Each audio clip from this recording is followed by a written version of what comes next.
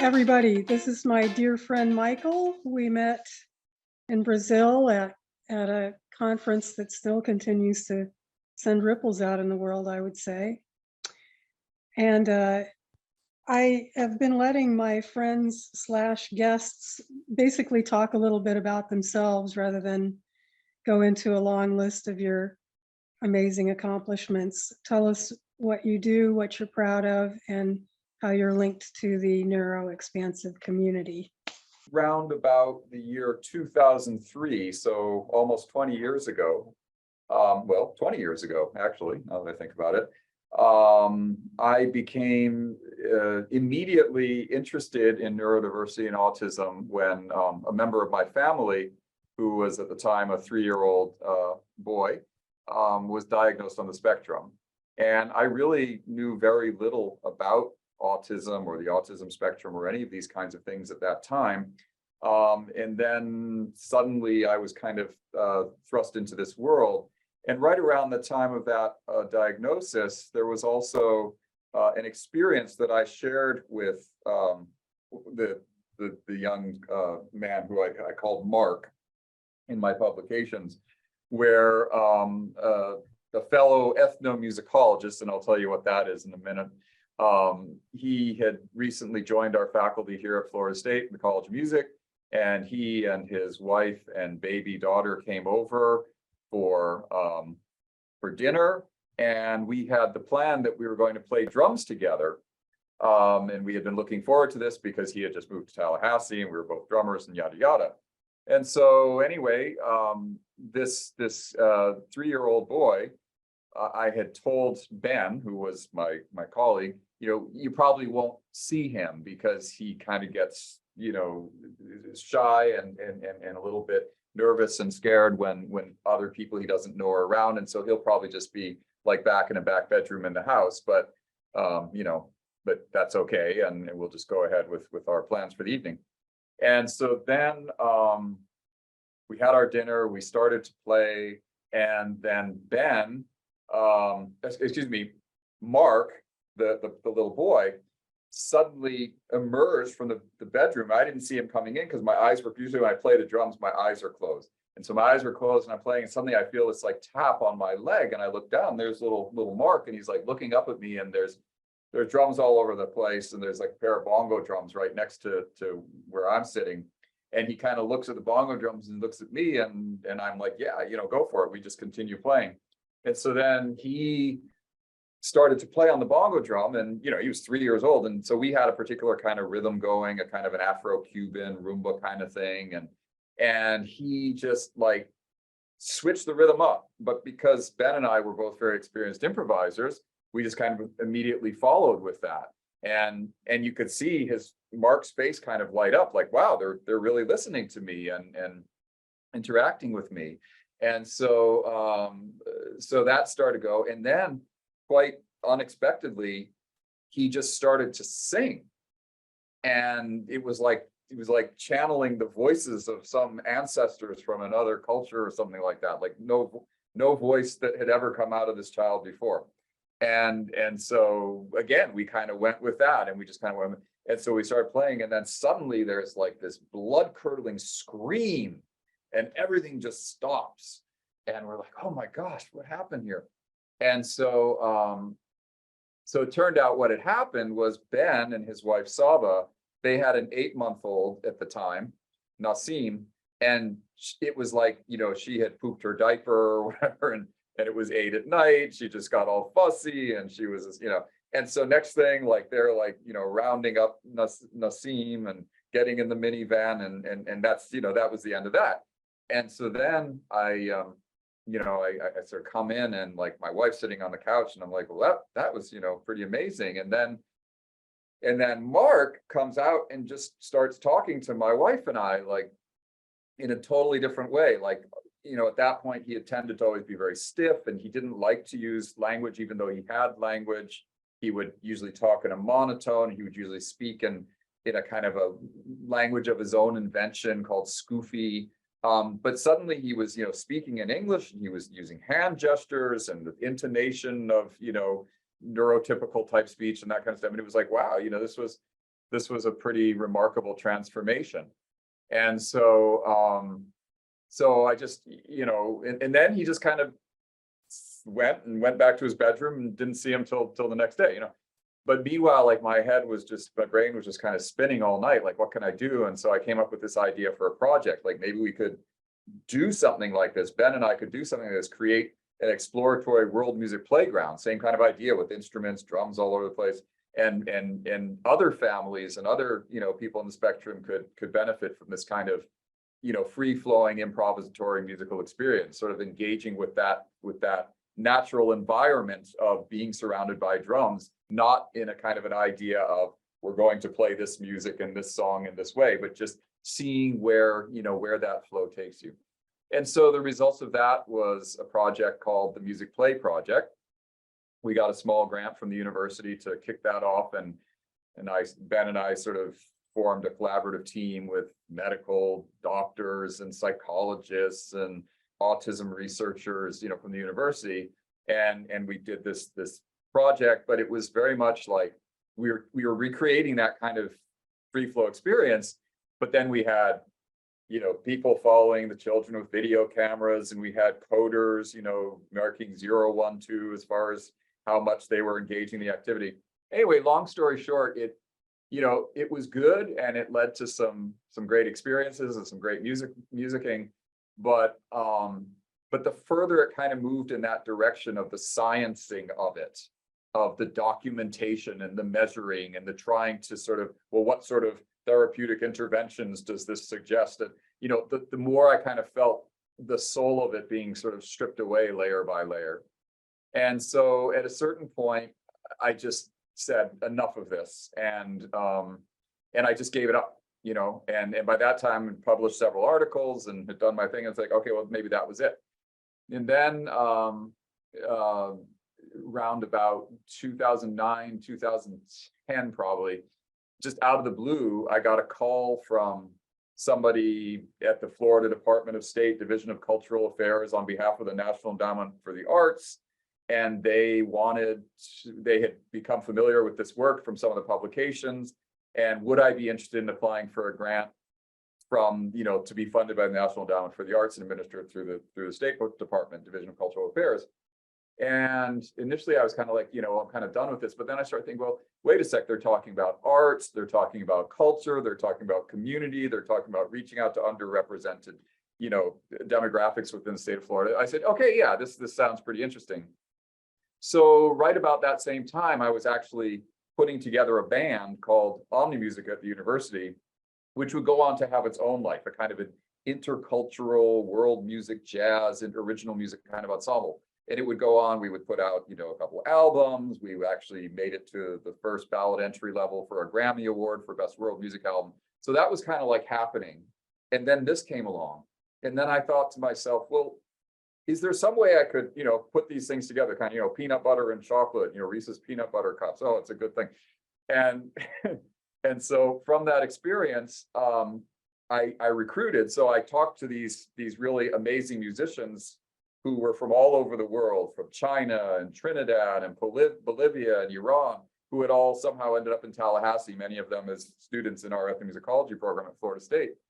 And I said, you know, would you be interested in also doing this other project and so anyway, I applied for the grant, and the idea was to have families, like parents and their children on the spectrum, performing music with this group of sort of high profile international professional musicians, and not in a kind of a play lab intervention therapeutic environment, but a band that would then go out and perform and would sort of create a whole different image for the world to see of what autistic creativity and sociality and musicking and interaction and all of these things was about, with the idea that rather than try to change people who were defined as autistic into being more neurotypical, the mission was more to change the way that the larger, you know, society community views autistic people by giving them the incontrovertible evidence that these people are creative and humorous and social and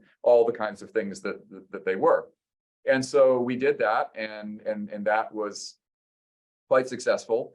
And then we ended up the big sort of peak was we were invited to give a concert for the opening general session of the Society for Disability Studies, a big international meeting that year happened to be in Florida, in Orlando, which is about 4 hours from where I live in Tallahassee.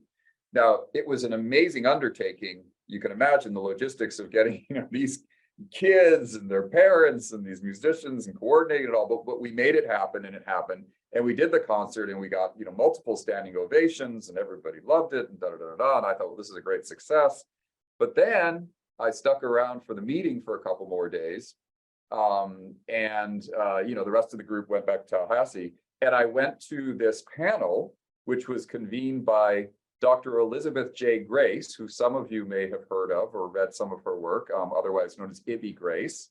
And she had put together this great panel of autistic self-advocates and scholars, including Ibby and Stephen Kapp, the author of an important new book, and some other folks. Anyway, I was completely blown away. I'd never been in a situation with a group of autistic people, adults, kind of speaking on their own behalf about their ideas about how autistic people should be and be understood and be received in the world.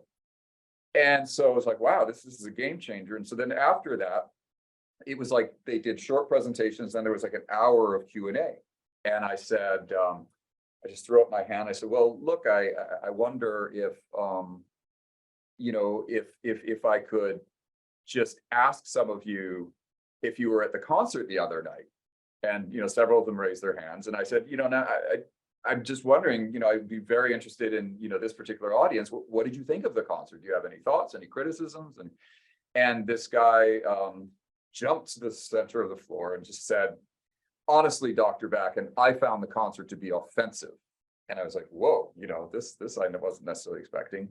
So she said, well, I think that you were a plant. They told us that this conference would be a safe space for autistic people, but you represent the organization Autism Speaks. And I'm like, what? He says, I can tell, I know you represent. I said, I have no affiliation with Autism Speaks. And he says, then why on the questionnaire that was handed out for the evaluation, because we need to give evaluation data to the National Endowment for the Arts, why did it say, in terms of autism awareness, this concert was A, excellent, B, very good, C, and so on and so forth? And at that time, I had no idea that autism awareness was a bad term to use. It was I just thought, well, what could be bad about awareness, But not knowing the political loadedness of that term through its affiliation with Autism Speaks and eugenics programs and all these, your child has been kidnapped by autism, all those kinds of campaigns. And so anyway, I said, I have no affiliation with Autism Speaks. I'm terribly sorry. Can we? And then he sort of went through a litany of why, okay, well, there was that, but then why was it all neurotypical adults and autistic children? Why are you infantilizing autism? Why were there so much, loud sounds, which, are difficult for a lot of autistic people to deal with? And a lot of good criticisms. And I said, look, I didn't know, I want to work this through. And it's sort of, people were jumping in and saying this and that. And then finally, there was sort of this voice of calm coming from, I said something like, well, is there a way I could change the questionnaire to be more appropriate? And then I hear this voice of calm coming in. We can help you with that. Just send me the questionnaire and I'll take care of it. And it was Ibby. And that sort of began, a long-standing friendship and collaborative relationship. So anyway, as a result of all of that, then things shifted again. And I developed a new project where I decided I don't want to write about autistic people anymore. I want to write with autistic people now. And the results of that were this particular book called Music and Autism Speaking for Ourselves, which was published by Oxford University Press. And your professor, Dr. Prince-Hughes, is one of the blurbers on the back who said very kind things about the book, and which I appreciate. And Enrico, how are you, sir? Let's see, you're muted, but I'm sure you're speaking nice things. So in that book, I'm basically in conversation with 10 different people who share two things in common. One is that they're diagnosed with autism in some way or another, and the other is that they have some kind of an abiding connection with music, and that music is a very important part of their lives. And that ranges from, a professional concert pianist who's, performing all around the world, to a PhD musicologist specializing in early music periods, to a, 15-year-old kid who writes science fiction while listening to, recordings of country music and translates what he hears into science fiction characters and plots and things like that, to Amy Sequenzia and Ibby Grace, two very well-known autistic self-advocates and scholars.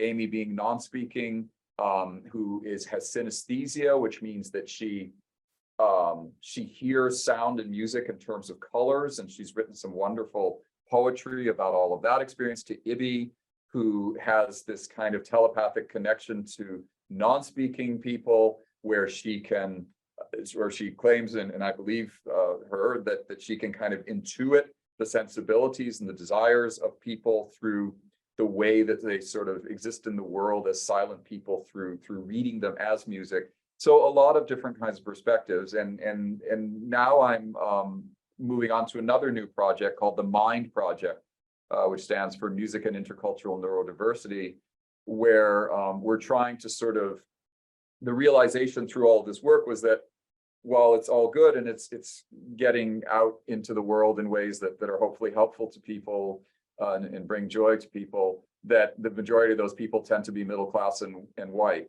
And so we're trying to kind of find ways to engage with other kinds of communities that both nationally and internationally that may have been underserved traditionally.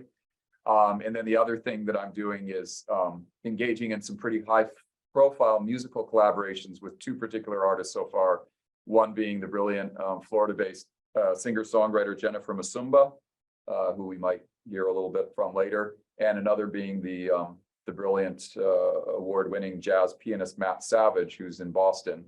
So Ibby and I have done several performances and clinics and workshops together at different universities and in different conferences and things like that. And Matt and I did a thing together at Boston College a few months ago, and just this week got the budget and approval to do a concert in Tallahassee on April 14th called Spectrum and Sphere, Neurodiversity in the Music of Thelonious Monk. Thelonious Monk was a great genius composer and pianist in the jazz world who revolutionized the history of American music.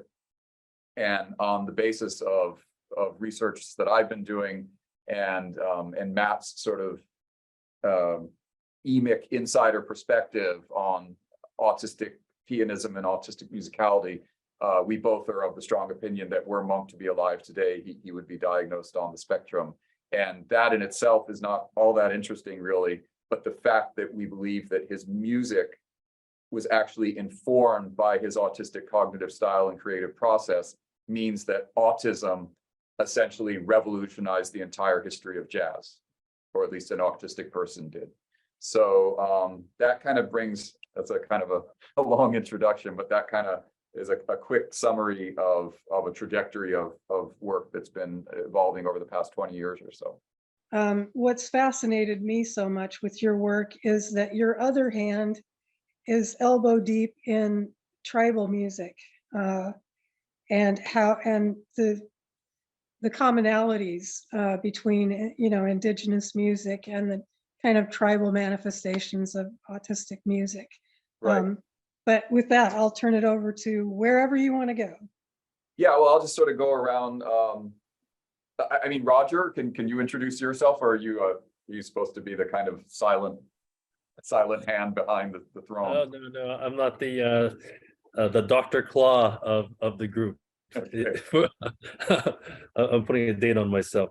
No, I'm a psychiatrist by training, so Okay.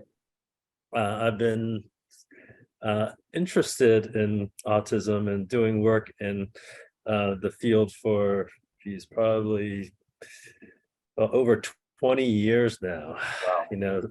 Pretty long evolution in terms of where I've been as a sort of researcher and then as a clinician. So it's definitely, the more I learn about autism, that has really influenced my future work. So it's evolved more from kind of a basic science type of a focus to something that's um, uh, more psychosocial and so ethnocultural. Yep. And when I had the opportunity to meet Don, that it was sort of great timing because never before have I been so interested in these other aspects of autism. And these are not things that I would have really learned in school at all, Nope. and that was part of the attraction of it, is that what's actually taught in school and what's actually out in the real world, there is a big difference, and I find that the latter to be so much more enjoyable and interesting. So I run this group called CASY Sparks, and this group has been in person for the longest time. It's been going since like 2014, and since the pandemic we went to this different format of Zoom. And must say that the format has really increased the connectivity and the kind of people that we're able to interact with and the kind of ideas that we're able to discuss and be aware of. So this has really been a real rich learning experience. I think for myself, and I think for the folks who are involved, and that number keeps on growing, every week. So I think this is something that everyone's benefiting from. Absolutely. And thank you for taking the time to talk to us. I mean, I'm intrigued by the introduction. So glad you started with that. Well, yeah, I mean, just to sort of put a context. I mean, there's various series of publications that track all those various phases of the project, but I just wanted to kind of give a kind of an overview of, because I think there's kind of there's the research and there are the stories that emerge from the research, but then there's the kind of the backstory behind the motivation for doing the research and the motivations for doing the collaborating in the ways that I have. And I mean, just as a quick aside, especially in this book, kind of the main theoretical move that I'm advocating for ethnographers and for anthropologists and for ethnomusicologists and all the people who do these kinds of things, is that not only in working with neurodivergent, folk, but working with people in general, that we orient ourselves away from ethnographic representation and toward ethnographic representation. And actually, this was a kind of an idea that first really came to fruition at the symposium in Brazil that Dawn and I co-participated at. That was really the first paper that I had kind of put that idea into full swing. So so the idea is that as ethnographers, and I know this is a course on ethnography, right? Pretty much, and broadly conceived. It is the ethnography itself, like it is its own thing. It is its own thing. Okay, yeah. But within that, I mean, and again, this is no judgment either way, but should I assume that people already have talked about what ethnography is, or should I define it, or what? Well, that's kind of what we have started to explore. Like, Okay. we know that it's sort of an exploration of a culture of people. Right. But beyond that, we've left it open for it to define itself, because it may well have a different definition among the autistic people in their culture. So it's very organic. We'll put it that way. Okay. Well, let me throw my own hat in the ring about what ethnography is and what ethnography might be. So in my experience, the irony here is that I spent the better part of my earlier career researching a particular kind of Indonesian percussion music called gamelan belaganjur. And I kind of defined my identity as a scholar, my dissertation and my first book, and it got me my job and tenure and all that kind of stuff, by basically kind of critiquing the project of ethnography. by saying that there was a fundamental problem with it because in most respects, with present company accepted and whatnot, there was a tendency for the ethnographer. Now, remember that I was in graduate school in the late 1980s, early 1990s, so a lot changed. But there was this kind of the omniscient ethnographer, the kind of looking into the culture from the outside and describing it in some kind of presumed aspiration to ethnographic objectivity. And I basically said, well, that doesn't make sense, because every time that we're in a situation, we are affecting that situation. And even the physicists know that. So we're buying, and bear in mind also that these kinds of debates had already been going on in cultural anthropology for about 20 years before they really sort of caught up in ethnomusicology. And so anyhow, I was basically saying that in order for our work to have any integrity, there has to be a lot of self-reflexivity.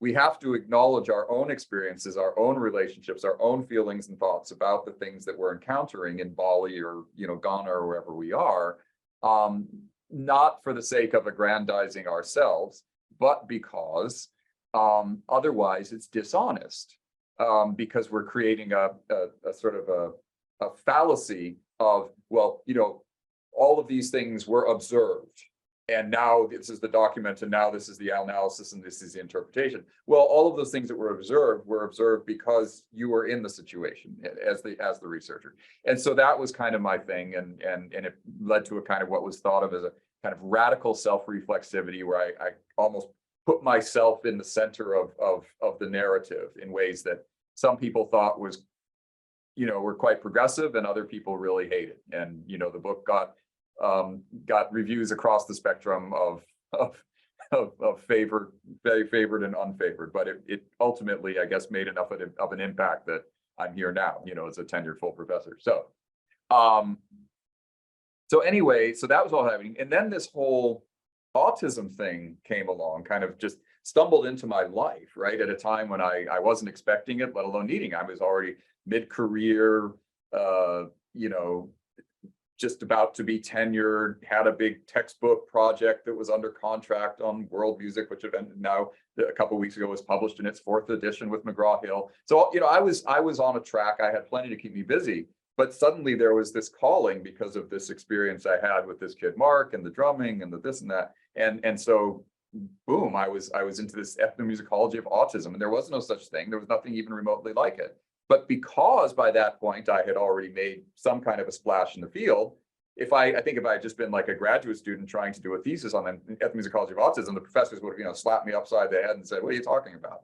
But because I was already somebody, I was able to get stuff published and get grants and do things. And but the irony there was that then when I got into it and I realized the way that autistic people and autism were perceived, it was like, oh my gosh, here I thought that we who were doing ethnomusicology and ethnography were not respecting our interlocutors in the cultures where we visit. But that's way better than what's going on over here, because what I discovered was that when I would talk about my gamelan work, my Indonesia percussion orchestra stuff, people would ask, "Oh, well, that's very interesting.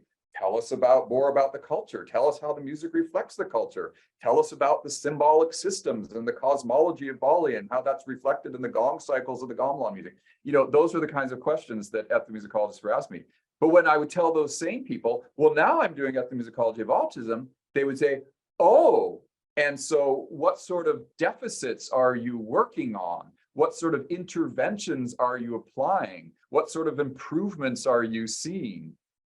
How are you remediating the dysfunction?" And it was just automatically assumed that I was a music therapist because I was dealing, and I said, no. And so it led me to the realization that suddenly now ethnography, which I had been critiquing my whole career, was my best friend. Because my argument now became, my sort of stump speech was, okay, when I go to Bali, when I go to the island of Bali in Indonesia to study gamelan music, I do so by interacting with the people who live there who play gamelan music. And I consider those people to be the world's leading experts at being who they are. In other words, they're experts at being Balinese, they're experts at being musical in a Balinese way, they're experts at manifesting that musicality on gamelan instruments and in gamelan ensembles. They're experts at understanding how that music and its expression is significant relative to their social environment, the natural environment in which they live, the ecosystems that they're a part of, cultural ecosystems, natural ecosystems. And my job is then to learn from those people, well, how does it all work? What makes it tick? How is music important? How can I, and then if I'm lucky, they're going to invite me in to participate in those worlds. And because I'm a musician, that's the most likely gateway. And so then I play music with them, and then they say, no, that's wrong. Yeah, that's good. And then I learn more and more and more, and I go through different layers, and eventually I come out, then being able to go back into the rest of the world and say, all right, on my understanding of what these experts at world-leading experts of Balinese gamelan and in culture have to say, this is what we can learn. And that's the way we do ethnomusicology, and that's the ethnography. And then the next step is to say, and when I'm going into the exploratory world music playground with these autistic kids and their parents, and we're playing improvised music, same rules apply. They are the world's leading experts at being who they are. They are the professional musicians in that Iwam that I need to learn from, that I need to be invited to participate on their terms, that I need to meet where they are, rather than telling them to come over here on my whatever, I don't know if neurotypical quite describes me, honestly, but most of my autistic friends would say probably not. But in any case, so that's how all of this, sort of comes into play. So that now I'm like saying, by doing ethnography, we are doing something that's more real than by doing some kind of therapeutic intervention. And old friend, also from our Brazilian symposium, Enrico, checking in from Italy. Are you zooming in from Italy today? Hi, Michael. Nice to meet you. A few minutes ago to Ariel that I'm publishing a book. I told you about that some years ago before the pandemic, about anthropology and autism, and it will contain your paper about the project you presented with the kids playing and all that. And I think that's absolutely interesting. It will contain also a text by Dawn and another by Ariel. I'm becoming more and more involved into music and autism by the fact that there's an activist in Ariel met him in Rome last year. Fabrizio Canfora is an Italian pianist. He built the harpsichords. And he is an activist about autism. He wrote some books, and he teaches in Barcelona, in the music school of Barcelona, and he created in Rome a seminar, a master about teaching to people that helps people with problems in school music. And I give some hours in that master, and so I became involved in the discourses, and I'm reading things. I've read your book, and I found it really absolutely excellent. And so I'm working on that, and I'm meeting these people that will help people studying in music schools, that there's a lot of interest about this kind of research, this kind of approach to discourses about autism music and so on. So I'm studying, and I also met another friend of mine, is Italian but teaches in Texas. He is Andrew Dell'Antonio. I don't know if you know him. Yeah, we're good friends for a very long time. And he's really brilliant, and he participated to the last book we wrote. And so I became more and more involved into music and autism, and I'm following your work. Thank you so much. Thank you. Thanks for being involved in such. We work. met some years ago in some marvelous days, listening chorinho and drinking caipirinha in Rio de Janeiro with Dawn and Ariel. And I hope to do something like that in the near future. Fantastic. Thanks. And thanks for coming, Enrico. It's great to see you again. It's been, I don't know, how long has it been? It's been 8 years, right? Since that panel. Unbelievable. Yeah. Ariel, long time no see. Hi. Hi. So this is my first time at CASY Sparks. So thank you for having me, and Dawn for inviting me. Well, Dawn, I think that's when we first met, was in Brazil, actually. Yeah. So I met Dawn and Michael and Enrico and the conference we keep referring to in Brazil. I'm a non-autistic researcher. See, my PhD is in anthropology, but I started with autism research as an anthropologist. I thought it was really interesting, like who gets to decide what's normal and not, and like what that means. Like, what does it mean? Does it mean like you're a genius, you're eccentric, you have a disorder? So that's kind of how I got started. And I do a lot of research in North America, and I do a lot of research in Italy. I was able to go back there for the first time in 10 years last fall.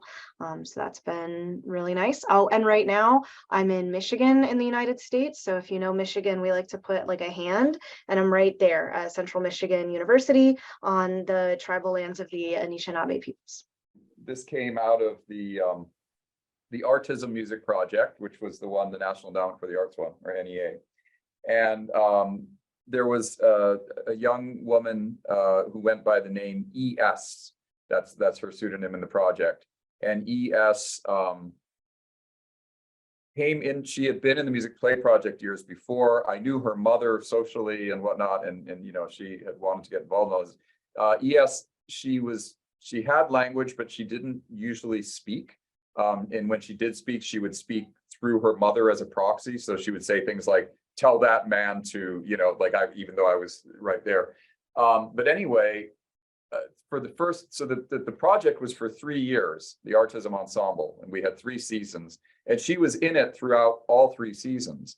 But for the first 2 seasons, she would not ever play. She would only sit in the space, in the EWAMP space, usually facing away from the group.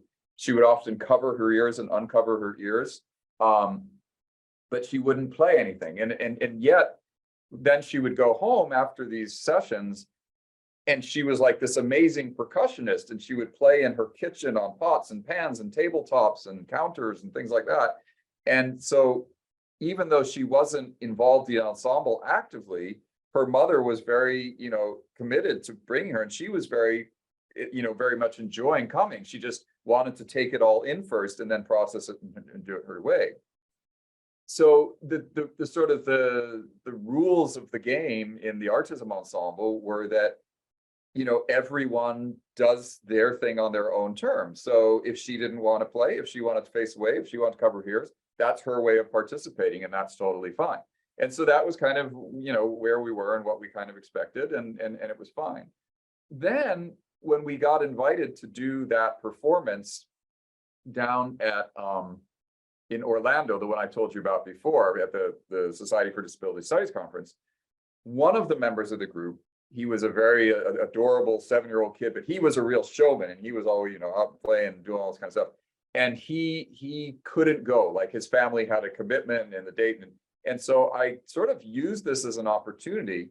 And I said to ES, I said, look, we're down one person, and I just wonder, might you be willing to consider playing on the instruments with the group to sort of fill in?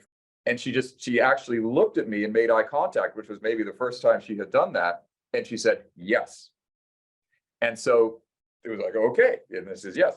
But she agreed to do it, but she wouldn't play on the instruments that were part of the EWAM. So what the compromise was is that she built her own wooden box, and she painted it yellow and purple, I think it was. We'll see in a minute. And she had a couple of coffee cans. And she said, it basically, she said through her mom that she would play on the conditions that she only played on that wooden box and on those tin cans. And if she did it that way, then she would be fine. So we said fine. And so the result was a piece of hers, a composition called Joobai 1.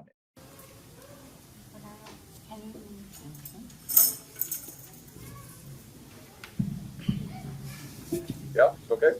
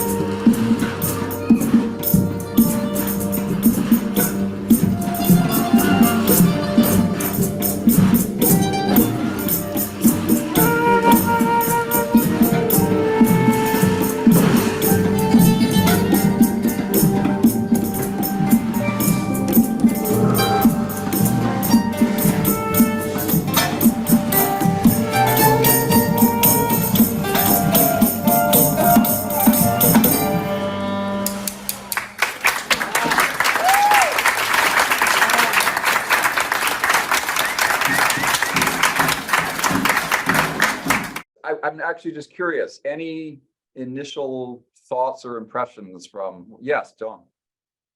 Well, we've talked about this, that I worked at the language program where they had bonobos involved. And Peter Gabriel was a part of that project. And we had the great honor of you were talking about the Beatles. We had Paul McCartney come in and play music with Kanzi, one of the most interactive bonobos.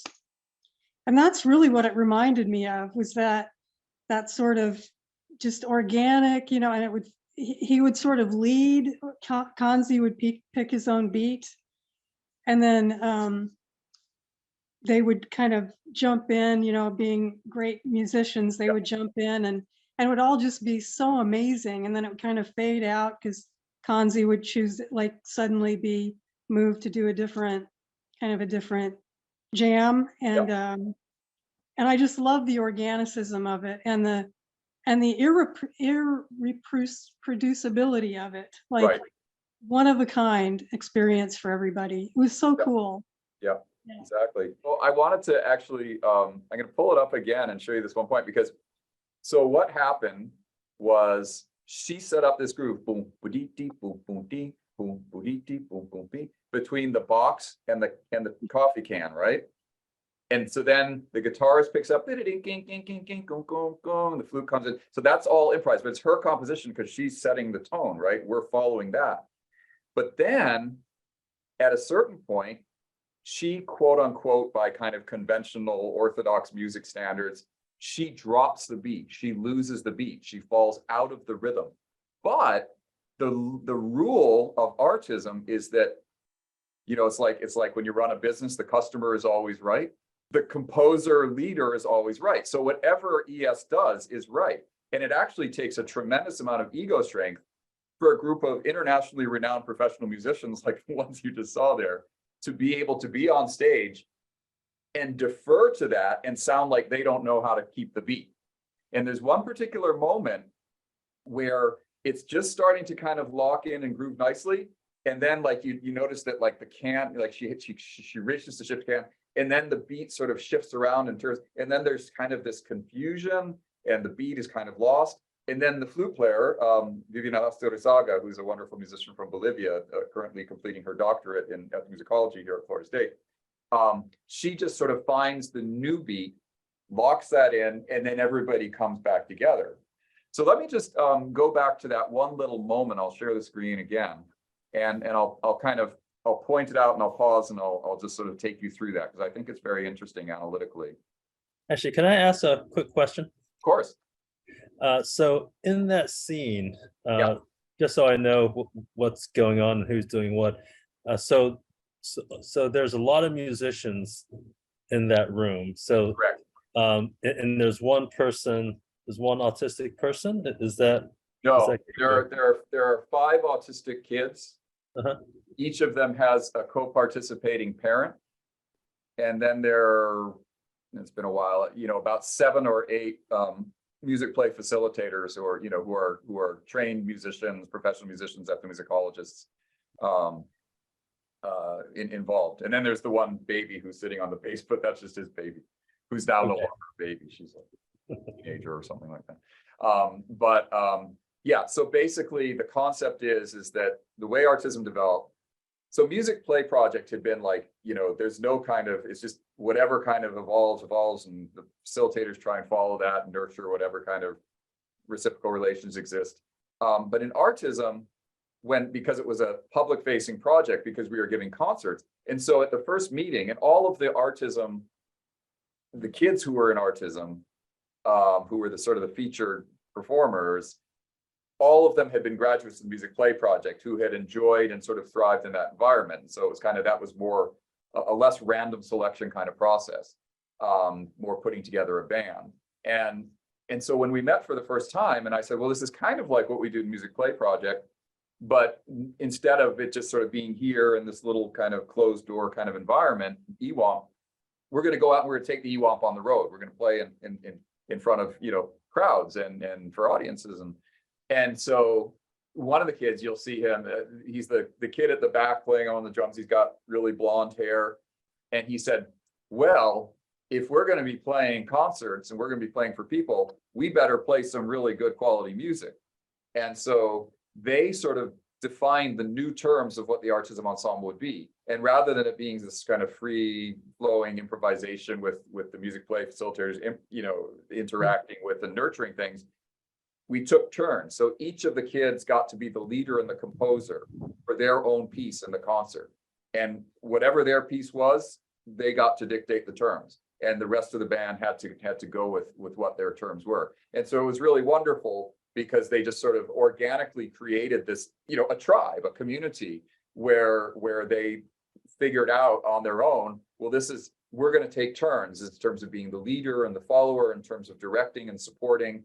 And that was the way that the whole project developed. So this particular piece is ES's piece. And so the other kids kind of, they follow those rules in their way. And then the professional musicians, using those skill sets that they have, follow them in the other ways.